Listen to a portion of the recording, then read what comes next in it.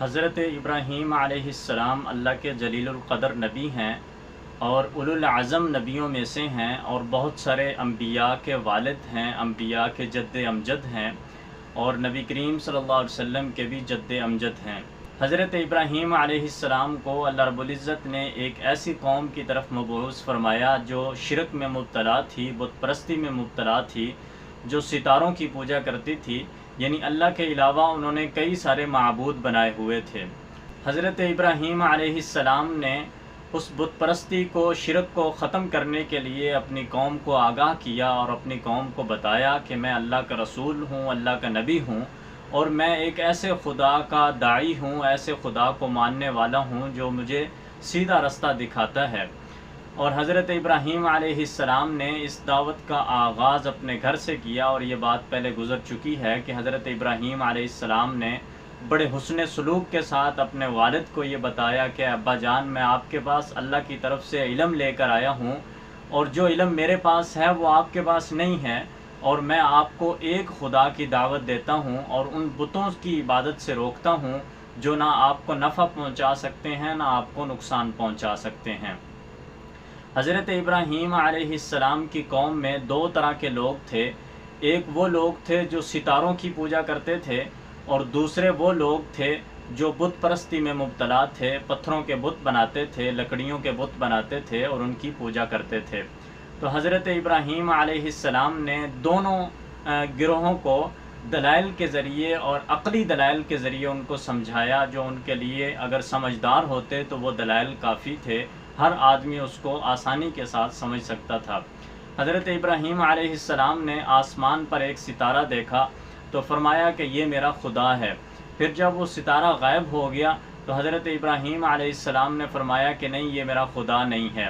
پھر حضرت ابراہیم علیہ السلام نے چاند کو دیکھا کہ وہ اس سے بھی زیادہ چمکدار ہے، زیادہ روشن ہے، آسمان پر واضح نظر آ رہا ہے، تو حضرت ابراہیم علیہ السلام نے فرمایا کہ یہ میرا خدا ہے۔ پھر جب دیکھا کہ وہ چاند بھی غروب ہو گیا تو حضرت ابراہیم علیہ السلام نے فرمایا کہ نہیں، یہ میرا خدا نہیں ہو سکتا۔ پھر اسی طرح حضرت ابراہیم علیہ السلام نے جب سورج کو دیکھا، سورج طلوع ہوا تو یہ چاند سے بھی زیادہ چمکدار تھا،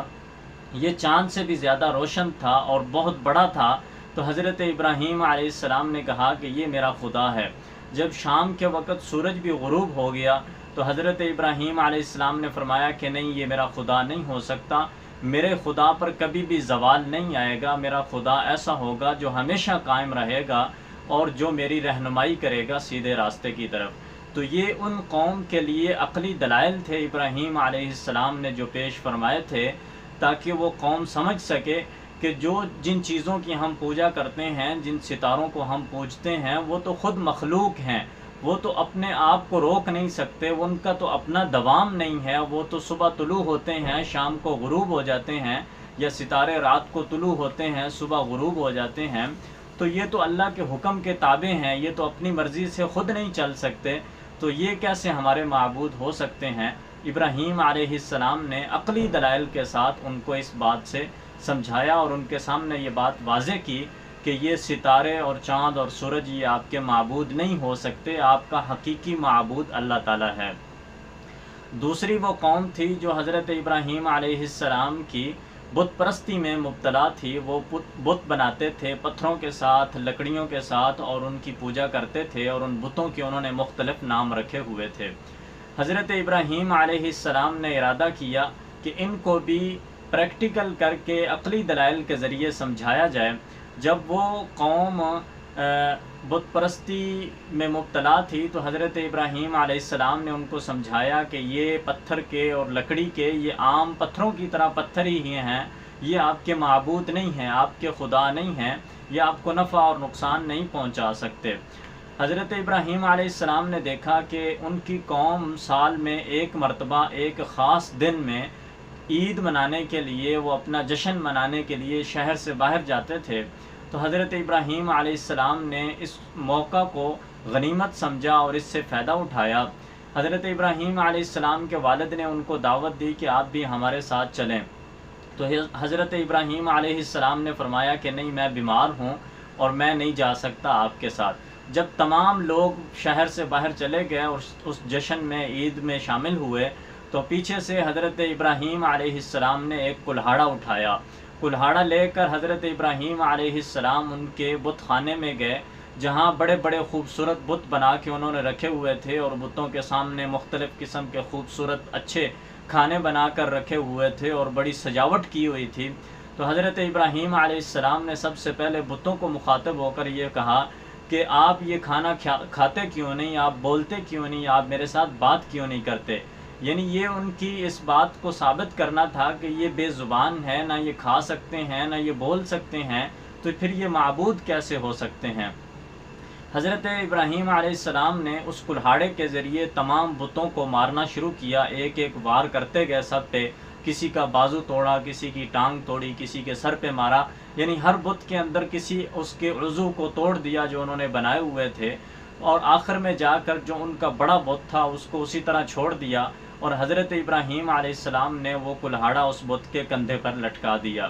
جب قوم کے لوگ واپس آئے اور انہوں نے آ کے دیکھا کہ ان کے بتوں کا یہ حشر ہوا پڑا ہے اور بڑے بت کے کندھے پر حضرت ابراہیم علیہ السلام نے کلہاڑا اس لیے لٹکایا تھا تاکہ قوم یہ سمجھ جائے کہ بڑے بت کو غصہ آیا ہوگا کہ میں بڑا ہوں اور یہ چھوٹے معبود میرے ساتھ ویسے ہی شریک ہو گئے ہیں، تو اس نے ان کو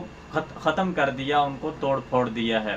جب قوم آئی اور اس نے دیکھا کہ بت ٹوٹے پھوٹے پڑے ہیں اور ان کو کسی نے گرا دیا ہے، تو انہوں نے آ کے دیکھا کہ ایک نوجوان ہے. مشورہ کیا کہ ایک نوجوان ہے جو ہمارے بتوں کے خلاف باتیں کرتا تھا، یہ اسی کا کام ہوگا اور اس کا نام ابراہیم ہے، اس کو پکڑ کے قوم کے سامنے لایا جائے.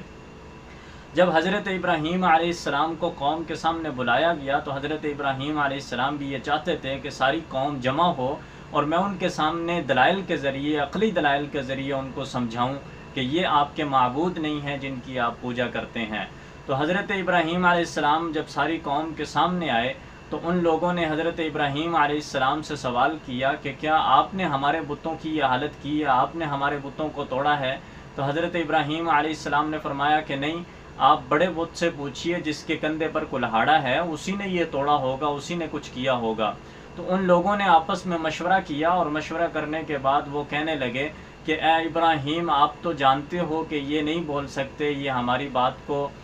سن نہیں سکتے ہیں، بول نہیں سکتے ہیں، جواب نہیں دے سکتے، تو یہ کیسے بت بتائے گا کہ کس نے ان کو توڑا پھوڑا ہے؟ تو حضرت ابراہیم علیہ السلام نے فرمایا کہ دیکھو، جب آپ اپنی زبان سے اس کا اقرار کرتے ہیں کہ یہ پتھر کے بت ہیں جو بول نہیں سکتے، بات نہیں کر سکتے، جو آپ کی بات کو سنتے نہیں ہیں، وہ کھانا نہیں کھا سکتے، وہ نفع نقصان کے مالک نہیں ہیں، نہ وہ آپ کو کوئی نفع پہنچا سکتے ہیں نہ آپ کو نقصان پہنچا سکتے ہیں، تو آپ کے معبود کیسے ہو سکتے ہیں؟ حضرت ابراہیم علیہ السلام نے فرمایا دیکھو، اگر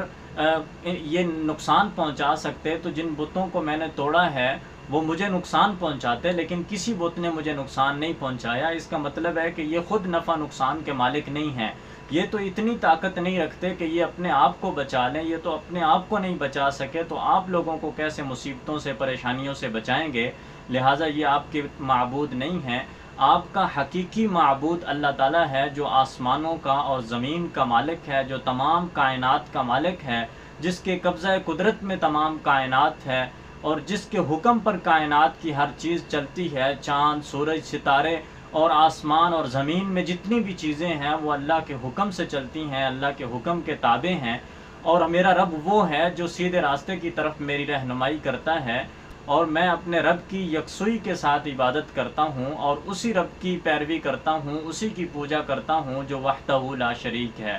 تو حضرت ابراہیم علیہ السلام نے اس طرح اپنی قوم کو عقلی دلائل کے ساتھ ان کو سمجھایا کہ نہ تو سورج، چاند اور ستارے آپ کے معبود بن سکتے ہیں اور معبود بننے کے لائق ہیں، اور نہ ہی یہ پتھروں کے بت اور لکڑیوں کے بت آپ کے معبود بن سکتے ہیں جو نہ اپنے آپ کو نفع پہنچا سکتے ہیں نہ اپنی حفاظت کر سکتے ہیں. تو یہ آپ کو فائدہ کیسے پہنچائیں گے، آپ کو نقصانات سے کیسے بچائیں گے؟ تو ابراہیم علیہ السلام نے دلائل کے ذریعے اپنی توحید کو بیان کیا، اللہ رب العزت کی حقانیت کو بیان کیا، اپنے دین حق کو بیان کیا، دین حنیف کو، دین فطرت کو بیان کیا، اور ان بتوں کی اور ان باطل معبودوں کی مذمت کی، اور یہ بتایا کہ یہ اس قابل نہیں ہے کہ ان کی عبادت کی جائے، عبادت کے لائق صرف اللہ تعالیٰ ہیں، جو تمام زمینوں اور آسمانوں کے مالک ہیں، جو تمام کائنات کے خالق، مالک اور رازق ہیں۔